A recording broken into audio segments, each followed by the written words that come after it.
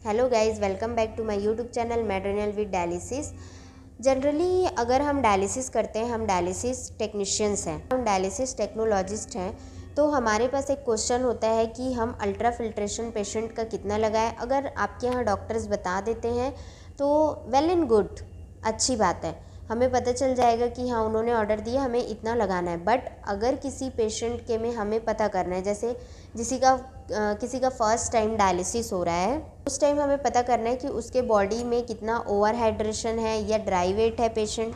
ये पता करने के लिए हमें क्या चाहिए होता है, बीसीएम मशीन। ओके, अब बीसीएम मशीन का यूज़ कैसे करते हैं और इससे हम कैसे पता लगा सकते हैं, इसके बारे में आज मैं आपको बताऊंगी। तो what is BCM machine? Body composition monitor.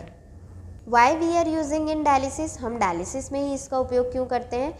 क्योंकि used in dialysis this machine because measure a patient body composition including parameters like fluid overload, lean tissue mass and fat tissue mass.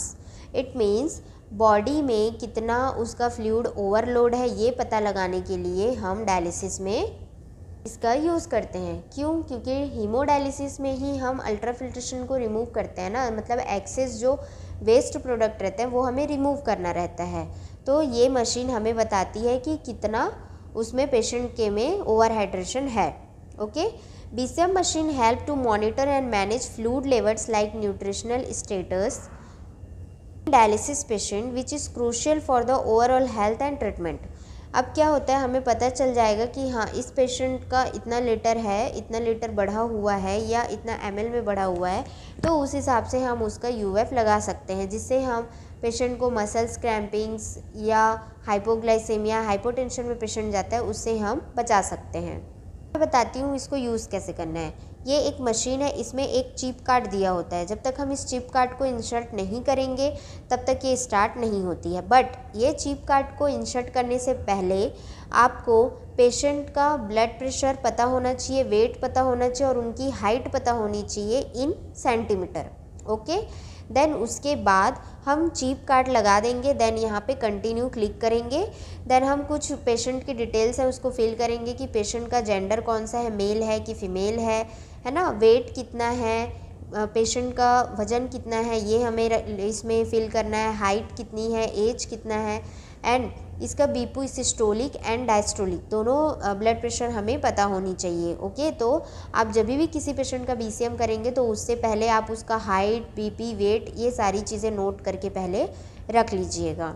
Okay, then हम क्या करेंगे, उसके बाद diastolic हम BP fill कर दिए। उसके बाद एक यूएफ वॉल्यूम आता है। यूएफ वॉल्यूम तो अभी हम नील रखेंगे क्योंकि हमें पता ही नहीं है कि कितना है ना।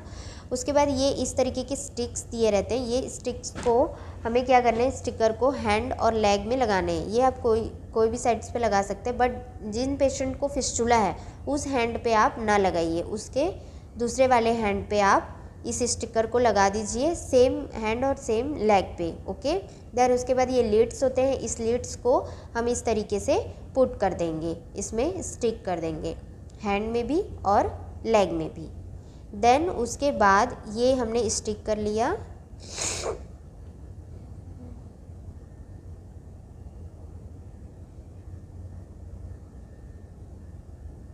ये हमने स्टिक कर लिया। देन उसके बाद हम कंटिन्यू पे क्लिक करेंगे। ओके, ये बटन दिया हुआ है यहाँ पे, हमने सारा चीज़ फिल कर लिया। मशीन एक बार और पूछ रहा है, हमने बता दिया।